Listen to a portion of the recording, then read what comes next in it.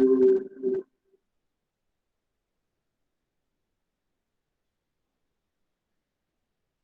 are now looking into capital busting process. यानी कि जो कैपिटल बस्टिंग की जो डिसीजंस हैं या इनका एनालिसिस है किस बेस पे किया जाता है। ठीक, कैपिटल बस्टिंग प्रोसेस की मैं बात कर रहा हूँ। अब हम इस प्रोसेस को देख लेते हैं। देखिए, सबसे पहले अगर आप कैपिटल बस्टिंग प्रोसेस को समझना चाहें तो सबसे पहली चीज होगी कि आपके जो कैश फ्लोज हैं, यानी inflows, cash inflows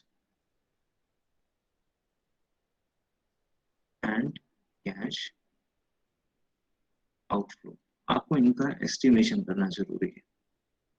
it is very important to estimate the cash inflows and cash outflow, इनका एस्टिमेशन। यस क्लास, समझ आ रहा है? Yes sir. अब ये एस्टिमेशन बोलने को तो हम बोल देते हैं कि भाई एस्टिमेट हम कर रहे हैं, but in reality it is very difficult to estimate the cash inflows and cash outflows because they are the long term projects. They are not for just 1 year or 2 year, they are for 10 year, they could be for 20 year, 30 year and so on and so forth. तो basically जब हम estimation की बात करते हैं तो आप हमेशा ध्यान रखिए जो कैश इनफ्लोज एंड आउटफ्लोज हैं ये टीडियस टास्क है कंपनीज के लिए भी कि किस तरह से इनकी इनफ्लोज एंड आउटफ्लोज को एस्टिमेट करेंगे। बट जो हम टेक्स्ट बुक में जो चीजें पढ़ेंगे या जो भी हम चीजें यहाँ पे समझने वाले हैं तो हम ये मानते हैं जो कैश इनफ्लोज हैं और आपके कैश आउटफ्लोज हैं, ये दोनों सी आई एंड सी ओ, ये कंपनी क्या कर पा रही है, एस्टिमेट कर पा रही है। ठीक है, एस्टिमेट यानी उनका एक रफ आइडिया बता पा रही है, एस्टिमेट कर पा रही है। Even in reality, companies what they do, they use the sophisticated mathematical tools and the scientific tool to come up with the cash inflows and cash outflows. उसी के बेस पे उसी के बेस पे they are able to decide whether they will have the profits or they will have the negative outflows in the future, right? तो सबसे पहला काम हमारा क्या है कि हम जो भी प्रोजेक्ट्स की बात कर रहे हैं उसमें cash inflows and cash outflows को एस्टिमेट करते हैं। First thing, the very first thing. Now the second part, second thing, अब आपको ये भी तो जानना है कि जो आपकी जो आउटफ्लोज हैं, राइट, आउटफ्लोज का एक डिस्काउंटिंग रेट क्या होगा। Why we are using the discounting rate? Any idea what is the discounting rate?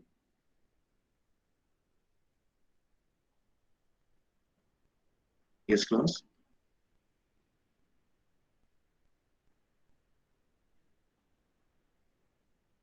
बताइए, एस्टिमेशन ऑफ डिस्काउंटिंग रेट्स।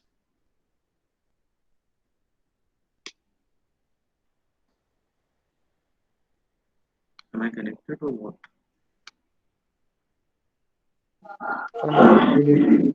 हाँ जी अमन, बताइए। No idea sir. No idea, okay. देखिए जब हम बात कर रहे हैं यहाँ पे कैश फ्लोज की, एक चीज हमें ध्यान में रखने की जरूरत है कि आप टाइम वैल्यू ऑफ मनी को हमेशा कंसीडर करेंगे। The time value of money becomes a very important consideration when we talk about these capital investing decision.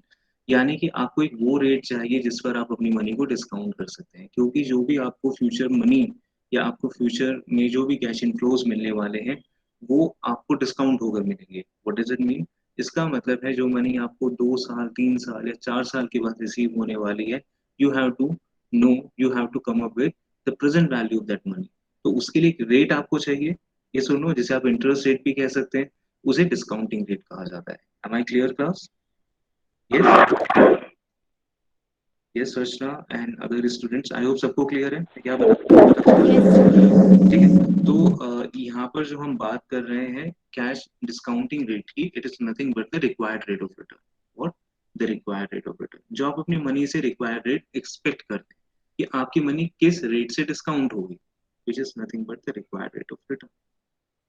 Required rate of return, तो आप पूछ सकते हैं सर ये रिक्वायर्ड रेट ऑफ रिटर्न क्या होता है, क्योंकि हम इसे ऑलरेडी कैलकुलेट कर चुके हैं। I also let you know in a very last few classes how to come up with the required rate of return, क्या क्या इसके फैक्टर्स होते हैं, बेसिकली इंटरेस्ट रेट जो डिसाइड होता है उसके पीछे क्या क्या फैक्टर्स होते हैं, मैं वही बात कर रहा हूँ। This is the required rate of return. इसे कई बुक्स में इसे हर्डल रेट भी कहा गया है। हर्डल रेट, हर्डल इसलिए क्योंकि it is the minimum, it is the minimum rate of return what you expect. आपको क्वेश्चन में ना इस तरह से दिया होगा, जब आप फेमिलियर होंगे, k equals to 15%, k equals to 15%, it means your money is going to discount at rate 15%, or you can say you are expecting 15% return from the money, or the money which you have been receiving, you which you will receive in near future, right? So it is the discounting rate. ये सबको clear है, discounting rate? ठीक है, क्योंकि discounting rate आपका help क्या करता है, देखिए ये आपको ध्यान में रखना है, डिस्काउंटिंग रेट क्या क्यों जरूरी है। मैं टाइम जीरो पर हूँ और मुझे टाइम जीरो पर ही एसेस करना है ना कि मेरा प्रोजेक्ट क्या मेरे लिए बेनिफिशियल होगा या नहीं होगा। तो उसके लिए व्हाट आई कैन डू, मान लीजिए 4 साल के बाद मुझे फोर्थ ईयर में मुझे लमसम अमाउंट मिलने वाला है from my capital investing decision और प्रोजेक्ट ऑफ ₹10 लाख। ठीक है, अब वो तो फ्यूचर में मिलने वाला है। ठीक है भाई, आज उसकी वैल्यू क्या होगी, we own know, we have gone through the time value of money concept, कि जो 10 लाख है उसकी वैल्यू आज बिल्कुल डेफिनेटली कम होगी, क्योंकि हम upgraded time period time value of money की बात करते हैं या forward time value of money की बात करते हैं। ठीक है, तो अब आपको ये जानना है कि भाई इस जीरो टाइम पीरियड में इस 10 लाख की वैल्यू आज क्या है, यानी in present what is the value of this 10 lakh rupees. तो मैं कह सकता हूँ कि मैं जानना चाहता हूँ कि present value of this inflow. अब मैं प्रेजेंट वैल्यू जब ये जानना चाहूंगा तो मेरे पास एक रेट होना चाहिए, जिस रेट पर मैं इस मनी को डिस्काउंट करूंगा। देखो डिस्काउंट ही होगी ना, कंपाउंड नहीं होगी, क्यों पीछे जा रहे हैं, राइट? तो we are basically doing nothing, we are discounting this money. तो डिस्काउंट करने के लिए मुझे एक रेट चाहिए, this rate is nothing but this K. अगर ये 15% है तो आपके पास आ जाएगा कि भाई ये जो 10 लाख है 4 साल बाद जो आपको मिलने वाले हैं, आज उसकी वैल्यू प्रेजेंट में कितनी होने वाली है। जब आपके पास प्रेजेंट वैल्यू आ जाएगी, ऑब्वियस है, इट इज वेरी इजी, आप कितना प्रेजेंट में खर्चा कर रहे हैं उन दोनों को कंपेयर कर पाएंगे, यानी आप पोस्ट बेनिफिट एनालिसिस कर पाएंगे। Am I clear class? Yes. Yes, sir. And I really request you all please, एक तो देखो मैं भी थोड़ा सा स्लीपी हो रहा हूँ आज, to be very true, and please don't make me to make this class sheer boredom. तो अगर इन केस अगर आपको नहीं समझ आता तो मुझसे पूछ लीजिए, पहली बात ये, and try to be active in class, otherwise मैं ऐसे नहीं पढ़ा पाऊंगा बिल्कुल भी। और ये बहुत इंपॉर्टेंट कॉन्सेप्ट है, अगर मैं आपको ये ढंग से नहीं पढ़ा पाया तो आपको कैपिटल बस्टिंग में बहुत प्रॉब्लम होगी, न्यूमेरिकल पार्ट में।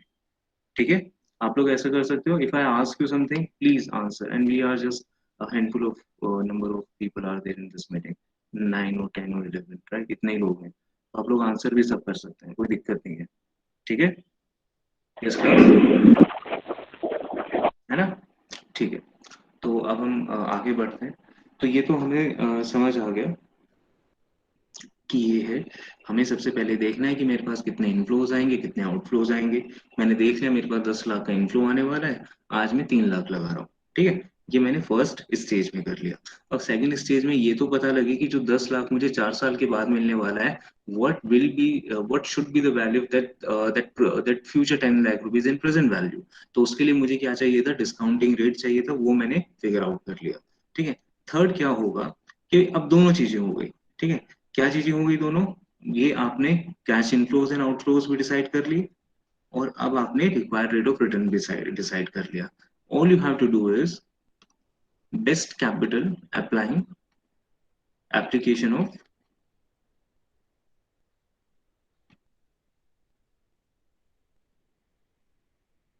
Best capital budgeting technique, CB technique is capital budgeting technique. अब आपको अच्छे से अच्छी कैपिटल बस्टिंग की टेक्निक को अप्लाई करना है, राइट? अब देखिए आप बोल सकते हैं सर कैपिटल बस्टिंग की टेक्निक क्या होगी, वैसे जो हम यहाँ पे बात कर रहे हैं ना, कि आपको जो आपने जो प्रोजेक्ट में पैसा लगाया, इन्वेस्टिंग डिसीजन में किया, क्या वो आपके लिए प्रॉफिटेबल है या नहीं है।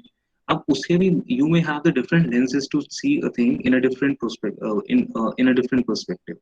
For example, if I may have a person of opinion that this project might give me this much return and they should be included, right? We should take into consideration, हमें इसे opt करना चाहिए। Other one might say कि नहीं, in my perspective this should not be the best project, right? तो कहने का मतलब क्या है बच्चे, जब हम किसी भी बात करते हैं, किसी भी प्रोजेक्ट को एक्सेप्ट कैसे किया जाता है, तो उसके लिए हमारे पास कैपिटल बस्टिंग के अलग अलग मेथड्स होते हैं, यानी अपने जो प्रोजेक्ट को आपको एक्सेप्ट करना है ना, आपने कॉस्ट निकाल ली, बेनिफिट निकाल लिया, आपने रेट, डिस्काउंटिंग रेट निकाल लिया। अब आपको ये भी तो चाहिए कि मेरे पास एक ऐसा टेक्निक हो जो मुझे बता पाए कि ये मेरे ऑब्जेक्टिव को डायरेक्ट इंटरलिंक कर रहा है। And we all know what is the objective, मुझे बार बार बताने की जरूरत नहीं है। Objective is maximization of shareholder wealth. ये सुनो क्लास, Yes, sir. ये तो हमें याद रखना ही है कि maximization of shareholder wealth is the foremost important. कितना होता है नहीं होता हम आगे नहीं जा रहे, वो तो मैं आपको ऑलरेडी बता भी चुका हूँ। काफी सारी कंपनीज में अलग तरह के स्कैम्स होते हैं, फ्रॉड्स होते हैं, that is a different thing, right.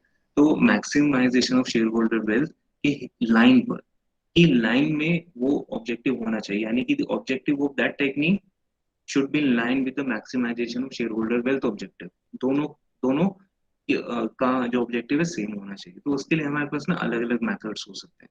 We may have this method which is known as net present value, most important, net present value method, जिसे एनपीवी कहा जाता है। We may have this method which is known as payback period. Payback period. Payback period. ये भी अच्छा तो नहीं है ज्यादा, बट देखेंगे हम इसे। ठीक है, इसके बाद accounting rate of return. Accounting rate of return, ARR, ये अकाउंटिंग प्रॉफिट को कंसीडर करता है। We may have IRR। IRR is internal rate of return, if I'm not mistaken, right? And we may have MIRR, modified internal rate of return, yes। तो ये और भी काफी methods हैं, but they are the main methods. NPV, PV, pay back period method, accounting rate of return, IRR and MIRR। So basically NPV, IRR and MIR they are interlink method. ठीक है, तो ये हम इन मेथड्स को देखते हैं कि आप किन मेथड का यूज कर कर ये बताना चाहते हैं कि आप अपने शेयर होल्डर वेल्थ मैक्सिमाइजेशन को पूरा कर पा रहे हैं या नहीं कर पा रहे। यानी कि आपका थर्ड स्टेप क्या होगा, इन मेथड्स को ऑप्ट करना। You may go for the NPV, you may go for the payback period, ARR, IRR और MIRR। आप किसी भी मेथड के साथ जा सकते हैं। समझ आया क्लास? क्लियर है? स्टेज समझ आई आप लोगों को? Yes, sir. राइट, ठीक है। तो ये हमने कैपिटल बस्टिंग प्रोसेस को समझा, बहुत इजी था। आपने कैश इनफ्लोज पता लगाए, कैश आउटफ्लोज पता लगाए, फिर डिस्काउंट उनको प्रेजेंट वैल्यू में कन्वर्ट, आपको चाहिए डिस्काउंट रेट, वो आपने पता लगाया, which is nothing but the required rate of return. फिर अब इस कैपिटल इन्वेस्टमेंट डिसीजन को अप्रूव करने, आई मीन इवेल्युएट करने के लिए we may have the different method as I told you. क्या इन मेथड्स के बारे में मैं बताऊंगा? डेफिनेटली बताऊंगा, बट अभी नहीं। आज की क्लास में हम थोड़ा सा टेक्निकल काम करेंगे, यानी आज हम एक पूरी प्रोसेस सीखने वाले हैं कि एक जो प्रोजेक्ट होता है उसमें किस तरह की इनफ्लोज एंड आउटफ्लोज हो सकते हैं। ठीक है, आगे हम देखते हैं। Okay fine. Now you people may ask कि सर जो आप बेनिफिट्स की बात कर रहे हैं ना, जो आप शेयर होल्डर वेल्थ मैक्सिमाइजेशन है, आप इसको किस टर्म में देखेंगे? टर्म मतलब उसका नाम क्या होगा? भाई बेनिफिट का नाम हो सकता है ना, you may say sir it's a profit, right, it might be the return. Are you getting my point class? समझ आ रहा है आप लोगों को? यस। Yes, sir. हाँ, यानी जो हम वैल्यू एडिशन देख रहे हैं ना, ये शेयर होल्डर वेल्थ मैक्सिमाइजेशन, ये किस तरह से देखा जाता है, ये हम बात कर रहे हैं। किस टर्म में? क्या उसके लिए हम प्रॉफिट का नाम दें कि भाई, मैं एग्जांपल दे देता हूँ आपको। प्रॉफिट का मतलब 50,000 का रिवेन्यू, 40,000 की कॉस्ट, 10,000 का प्रॉफिट। क्या इसे हम प्रॉफिट का नाम दें, और इसे हम इनफ्लोज का नाम दें? इनफ्लोज का, inflows are something different. It is the same thing what we used to do in our 12th class, in our graduation. We used to have the profit from the P&L account, and we used to have the cash flow statement as well. याद आ रहा है? एक हम CF cash flow statement CFS बनाते थे as per accounting standard 3 Yes, revised, sir. है ना? हाँ, और एक हम प्रॉफिट अपना P&L से प्रॉफिट भी देखते थे। तो सेम वे में जब हम बात करते हैं कि जो शेयर होल्डर वेल्थ मैक्सिमाइजेशन किस बेस पर हो पाएगी, अकाउंटिंग मेथड के थ्रू हम इसको कैलकुलेट करें या हम इसे इनफ्लो मेथड के थ्रू कैलकुलेट करें, ठीक है, यानी हम कैश फ्लोज के बेस पे कैलकुलेट, ये चीज हम बात कर रहे हैं। देखिए मैं आपको अभी एक जनरल आइडिया दे देता हूँ, I am just giving the very general idea and it is your homework, it should be your homework, कि क्यों हम प्रॉफिट मेथड या अकाउंटिंग मेथड को यूज नहीं करते, why we don't use the accounting method to ascertain or to evaluate a project, capital investing project, इसे accounting method कहा जाता है, ठीक है, या इसका एक्सप्रेशन अकाउंटिंग प्रॉफिट कहलाता है, और इसका क्या कहलाता है, इसका कहलाता है flows, cash flow. Why do we talk about the cash flows, देखिए बहुत बेसिक डिफरेंस है, we have already done that. जो आपका बुक्स ऑफ अकाउंट से जो प्रॉफिट आता है it is known as the accounting profit, जो आपके पीएनएल में आता है, याद होगा पीएनएल का क्रेडिट बैलेंस, और आप लोगों की अकाउंटिंग अगर अच्छी है तो आपको याद होगा, अब अच्छी भी नहीं, it's a very basic requirement, you people know that the credit balance of credit balance of P&L is nothing but the profit, net profit, this class, Yes, sir. Yes, है ना, sir. हम सबको पता है। हाँ, तो जो नेट प्रॉफिट है उसमें कुछ कमियां हैं एक्चुअली। क्या कमियां हैं, देखिए जब हम अकाउंटिंग मेथड की बात करते हैं ना, when we talk about accounting profit from our books of account specifically from PNL account, वो उस मेथड के अंदर हम एक तो कौन सा मेथड फॉलो करते हैं, accounting, we do follow the accrual concept, याद आ रहा है, एक्यूरल कॉन्सेप्ट फॉलो करते थे, Yes, sir. है ना, और हम हमेशा से कितने खुश होते हैं कि एक्यूरल कॉन्सेप्ट बहुत बढ़िया है, बहुत बढ़िया है, हमें कैश कैश अप्रोच या कैश कॉन्सेप्ट यूज नहीं करना चाहिए, हमें यही तो सिखाया गया है ना। Yes, sir. हाँ, लेकिन जितने भी आप जैसे फाइनल ईयर में तो हैं, फाइनल में ही हैं आप, हाँ, in 6 semester if you will get the chance to opt for FRA financial reporting analysis, या आपको मौका मिले ऐसा सब्जेक्ट पढ़ने का जैसे कॉर्पोरेट गवर्नेंस भी आपको पढ़ने का मौका मिले, अगर आपको फाइनेंशियल फ्रॉड्स जानने का मौका मिले कि किस तरह से फाइनेंशियल फ्रॉड्स कंडक्ट होते हैं, किस तरह से दे commit the financial fraud, the people those who work in the organization at the top level, how they do it, mainly they use the accrual concept. Accrual concept is something very very subjective thing, right, कुछ भी इसमें objective नहीं है, ठीक है, आज शायद first time आप ये बात सुन रहे होंगे कि कोई एक्यूरल कॉन्सेप्ट की बुराई कर रहा है, ठीक है, यस, जब हम 11th 12th या ग्रेजुएशन तक भी हम पढ़ते हैं तो हमें ये सिखाया जाता है भाई एक्यूरल कॉन्सेप्ट बहुत बढ़िया है, बहुत बढ़िया है, लेकिन ऐसा नहीं है, accrual concept is very subjective, is highly subjective, कब रिवेन्यू आया, कब उसे रिकॉग्नाइज किया जाए, right, it is the whim of the top level management of the company, right, so it is very biased, कब revenue को recognize किया जाए, ठीक है, we have the accounting standards, we have the proper accounting standard, but sometime what company they do in favor so that they can show the inflated profits, right, क्योंकि यहाँ पर main चीज क्या कही जाती है, आपको याद होगा एक्चुअल कॉन्सेप्ट में, हम रिवेन्यू को तब दिखाते हैं जब वो रिकॉग्नाइज होते हैं, रिसीव होते हैं, Recognize होते हैं. रिकॉग्नाइज होते हैं, इसी तरह से हम कॉस्ट को तब दिखाते हैं जब वो इनकर्ड होती है, ना कि वो आई मीन रिकॉग्नाइज होती है, ना Realize होते हैं. कि रियलाइज होती है, ना कि पेड होती है, राइट, तो ये क्या है, इट्स वेरी सब्जेक्टिव, कब उसे रिकॉग्नाइज माना जाएगा, कब उसे नहीं माना जाएगा, तो बहुत सारे कंपनीज में I am running out of some example, to be very frank, मैंने कुछ एग्जांपल लिखे हुए थे इसके बारे में कि किस तरह डिफरेंट डिफरेंट ऑर्गेनाइजेशन में कई ऐसी प्रैक्टिसेस की जाती हैं, what they do, they inflate their profit by uh, by modifying their policies, right, and by making some assumptions, right, तो ये प्रॉब्लम है एक्यूरेट कॉन्सेप्ट के साथ कि इट इज वेरी सब्जेक्टिव, किस चीज को क्या माना जाए क्या ना माना जाए, ठीक है, but when it comes to the cash flows they are very objective in nature, if cash is received it is recognized, right, जब कैश रिसीव होगा तभी उसे रिसीव्ड माना जाएगा, जब पेड होगा तभी उसे पेड माना जाएगा, यही तो बात है, Yes, sir. याद आ रहा है,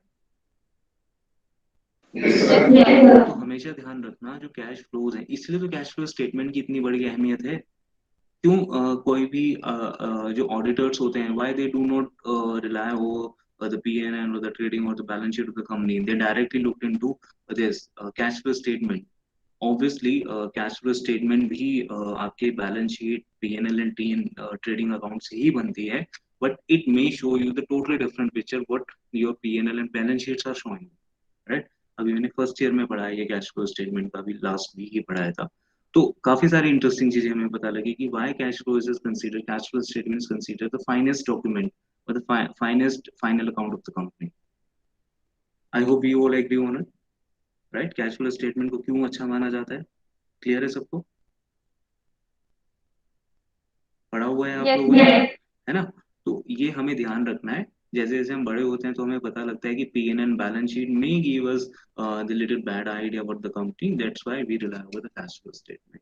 ऐसे नहीं कि कैश फ्लो स्टेटमेंट कॉम्प्रोमाइज नहीं हो सकती, बट जो लीस्ट कॉम्प्रोमाइज एक डॉक्यूमेंट है कैश फ्लो स्टेटमेंट, इसलिए ये एनुअल रिपोर्ट्स में, क्वार्टरली रिपोर्ट्स में it is a mandatory document, ठीक है। खासकर लिस्टेड कंपनीज के लिए तो मैंडेटरी है, ठीक है। तो अब हम, I hope we all have got the view कि why we are treating the cash flow statement as superior in comparison to the accounting profit. तो हम कैश फ्लो के बारे में बात कर रहे हैं, यानी कि आप कह सकते हैं कि हम प्रॉफिट या लॉस की बात नहीं करेंगे, हम बात करेंगे कैश फ्लोज के बारे में। कितना कंपनी से पैसा गया, इनिशियल कितना गया, सब्सिक्वेंट कैश फ्लोज कितने हुए, इनफ्लोज हुए, आउटफ्लोज हुए, हम कैश फ्लोज की बात करेंगे। यानी कि एक तरह से हम सिर्फ कैश की बात करेंगे, कह सकता हूं मैं, yes class, yes sir. Can I से दिस। क्या हम नॉन कैश आइटम्स की बात करने वाले हैं, लाइक डेप्रिसिएशन, बताइए, क्या हम बात करने वाले हैं डेप्रिसिएशन के बारे में। देखिए, depreciation is nothing but the non cash item.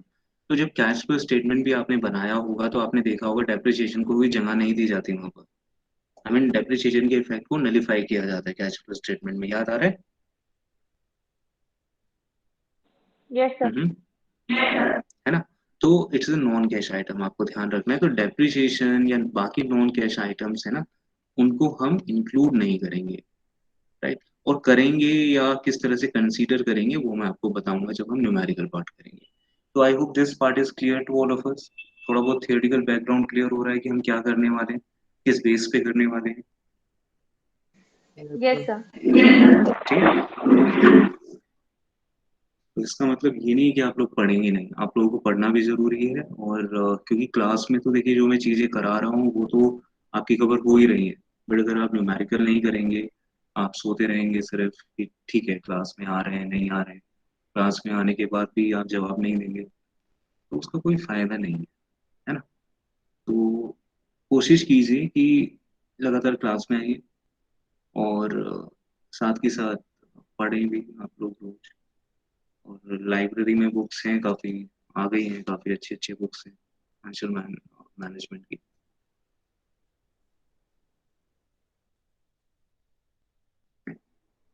अब हम बात कर लेते हैं कुछ इनफ्लोज के बारे में या आउटफ्लोज के बारे में, ठीक। अच्छा, ये क्लास बोरिंग तो नहीं लग रही ना आप लोगों को, ऐसा तो नहीं है कि नींद आ रही है। No, sir. गुड, क्योंकि मेरी नींद तो थोड़ा गायब हो जाती है पढ़ाते वक्त, तो मैं तो अब ठीक फील कर रहा हूँ। बाकी आप लोग भी थोड़ा सा ध्यान रखिए, नहीं समझ आए तो पूछ लीजिए, ओके फाइन। देखिए, नॉर्मली जो कैश फ्लो होंगे ना आपके, जो क्वेश्चंस होंगे कुछ इस तरह से होंगे। ये टाइम जीरो है, ठीक है? और ये एंड टाइम।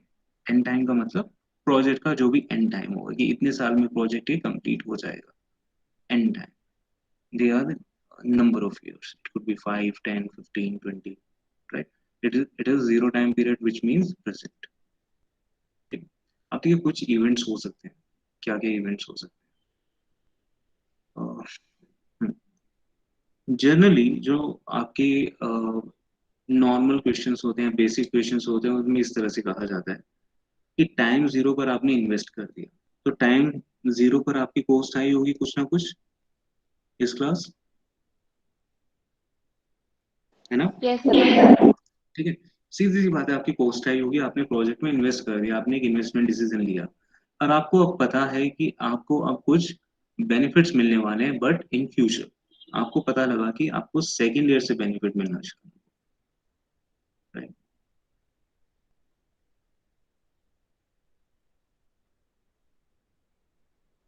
ये time, these are the number of years and this is the end time period which is the fifth year. Now अब आपको पता है कि आपको ना इनफ्लोस मिलना शुरू होंगे ऐसे, 10,000 का यहाँ मिल जाएगा इनफ्लोस, ये इनफ्लोस 10 का, ये 10 का, और ये भी, ये 15 का मान लेते हैं, आपको 15 का मिलेगा। तो they are nothing but the inflows, they are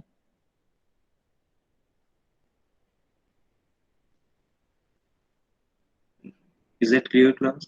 समझ आ रहा है, राइट? सबको क्लियर है? तो Yes, ये sir. ऐसा प्रोजेक्ट है, it is a very simple type of project in which there will be some cost in time zero period, उसके बाद आपको सिर्फ रेवेन्यू मिलता जा रहा है, यानी आपकी पहले कॉस्ट है उसके बाद रेवेन्यू। तो if I ask you people कि कैसे आप करेंगे, आप बोलेंगे सर कॉस्ट का तो प्रेजेंट वैल्यू निकालने की जरूरत है ही नहीं, क्योंकि कॉस्ट तो प्रेजेंट टाइम पीरियड में, आपको जो भी निकालना है प्रेजेंट वैल्यू इन सब इनफ्लोज की निकालनी होगी। यानी कि अगर ये 10,000 एक साल के बाद मिल रहा है तो इसकी प्रेजेंट में कितनी वैल्यू है, इसकी प्रेजेंट में कितनी वैल्यू है, इसकी टाइम जीरो में कितनी वैल्यू है, सेम विथ फोर्थ ईयर। अजीब सा ही बन गया बट कोई बात नहीं, टाइम जीरो में कितनी वैल्यू, इज दैट क्लियर? बहुत सिंपल है समझना, कोई दिक्कत नहीं है, राइट? ना अब हम बात कर लेते हैं, इस तरह के प्रोजेक्ट को कहा जाता है conventional projects,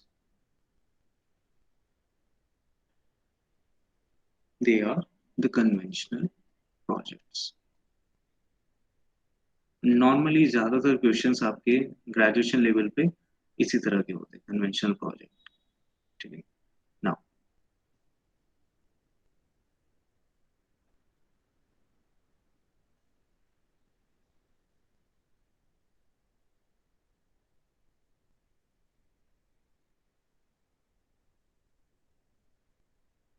time zero and time 5, get 3, give 4, 1, 2. These are the number of years. तो कुछ आपकी इंफॉर्मेशन कुछ ऐसी हो सकती है कि आपके जो आउटफ्लो है, मैं आउटफ्लो को रेड पेन से शो करूंगा, ठीक है? 50,000 आउटफ्लो हुआ, यानी प्रेजेंट में आपका आउटफ्लो 50,000 का हुआ। बीच में आपको या तो मशीन, एक नई मशीन बाय करनी पड़ी, तो आपका एक और आउटफ्लो हुआ of ₹80,000 in third year, right? Now we can talk about the inflows as well. Inflows कुछ इस तरह से हुए, 70,000, 10,000. This is a hypothetical example just to make you people understand कि कैसे हमें देखना है, कैसे समझना है।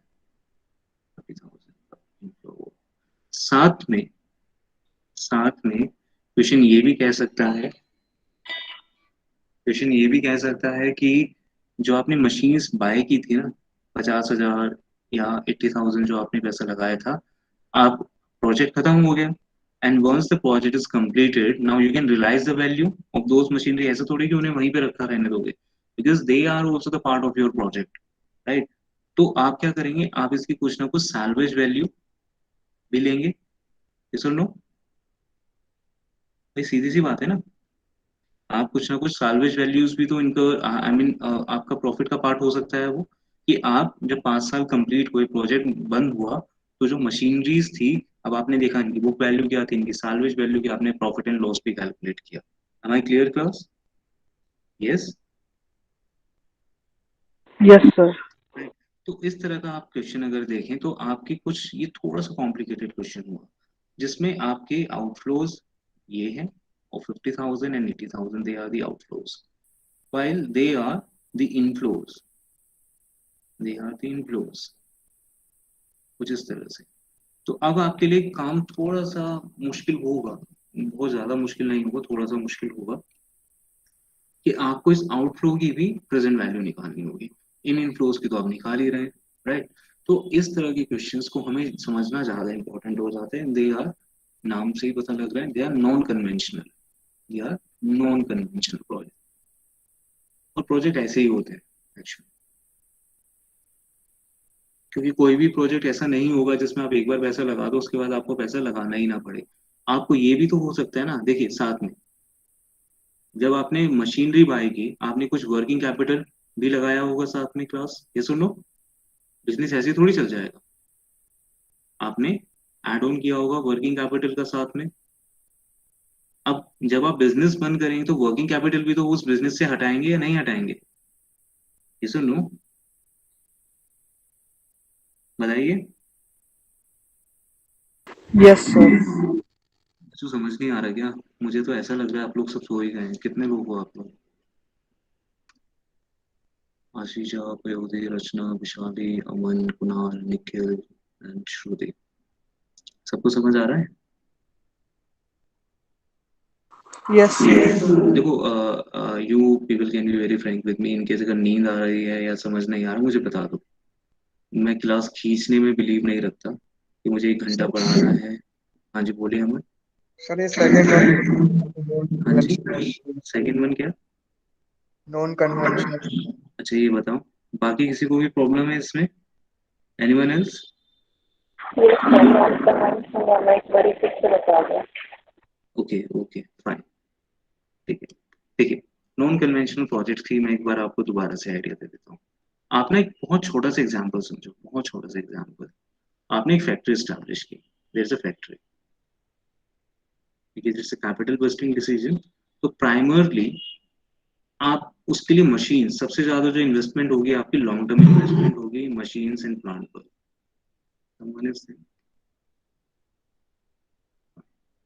यस, तो आपने मशीनरीज पे कुछ खर्चा किया, ठीक है। अब ये भी तो हो सकता है, इट्स क्वाइट पॉसिबल कि आपने मशीनरी बाय की। अब आप एक छोटा सा एग्जांपल आप यूज करें, if you are establishing a factory, you need machinery but you also need the working capital in order to run the factory smoothly, yes or no? तो भाई आप एक तो मशीनरी पे आप कुछ ना कुछ खर्च करेंगे, साथ में आप कुछ ना कुछ वर्किंग कैपिटल भी तो उस बिजनेस में इन्फ्यूज करेंगे, so that business can run is business, you can run business smoothly. In order to do this you need working capital. ये भी क्लियर है आप लोगों को? Yes sir. है ना? तो ये हुआ। तो ऐसा भी प्रोजेक्ट हो सकता है, बिल्कुल हो सकता है। और थर्ड ईयर में हो सकता है कि आपको मशीनरी, एक और मशीन बाय करने की जरूरत हो गई, इट्स क्वाइट पॉसिबल। तो ये भी एक आउटफ्लो आपका हुआ। आउटफ्लो, ओ का मतलब आउटफ्लो। अब मान लेते हैं फिफ्थ ईयर में आपका प्रोजेक्ट कंप्लीट हुआ, आपको 5 साल में प्रोजेक्ट करना था, it was a capital budgeting project, ठीक है। आपको इसमें 30,000 का रेवेन्यू तो मिल ही रहा है, which is I revenue inflows. साथ में आपने जो मशीन बाय की थी 50,000 की इन प्रेजेंट एंड 80,000 की इन थर्ड ईयर, इसको अगर आप बेच देंगे तो कुछ ना कुछ साल्वेज वैल्यू भी तो मिलेगी, इसे नो, यस सर। राइट। तो साल्वेज वैल्यू भी आपके पास इनफ्लोज आ गए। साथ में आपने जो वर्किंग कैपिटल लगाया था बिजनेस में वो भी तो आप हटाओगे ना, इट मेक सेंस, ये सुनो,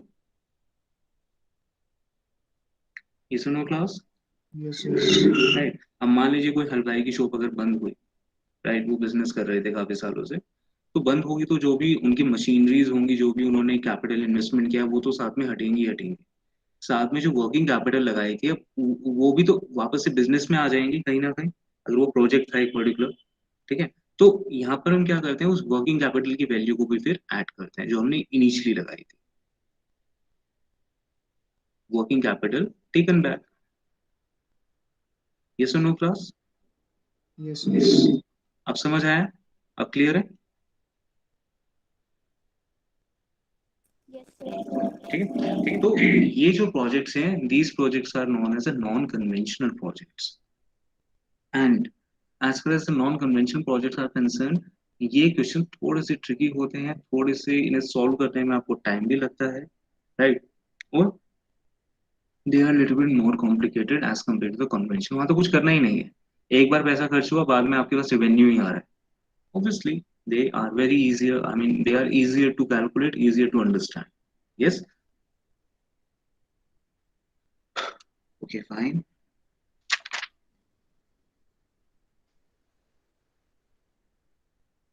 अच्छा, यहाँ तक अगर आप सबको क्लियर है प्लीज लेट मी नो, यहाँ तक सारे पॉइंट्स क्लियर है? Yes, sir. Clear. सबको क्लियर है? Yes, sir.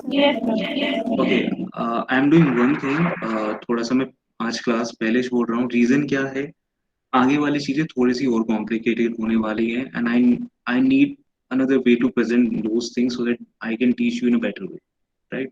अगर मैं अभी बताऊंगा given the strength of the class, हो सकता है कि आप लोगों को अच्छे से समझ ना आए, ठीक है? तो if we end our class here, कोई दिक्कत तो नहीं है? Sir, screenshot. हाँ जी, Screenshot लेना है. स्क्रीनशॉट लेना, ओके फाइन, हाँ ये कर लो।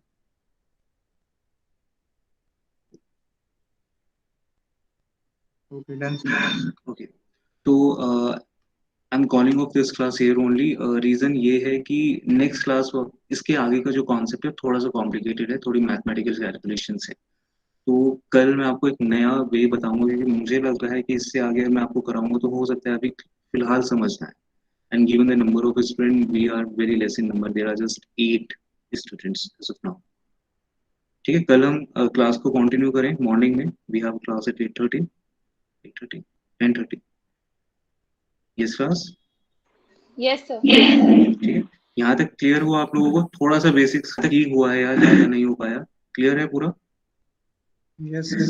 ओके, अयोधी आप प्लीज एक बार अटेंडेंस लेके मुझे शेयर कर देंगे? Sure, sir. तो thank you so much you all. I know आज बहुत ज़्यादा हम नहीं कर पाए हैं, बट कल हम उस क्लास को थोड़ा सा एक्स्ट्रा रखकर उसे कंप्लीट कर लें, ठीक है?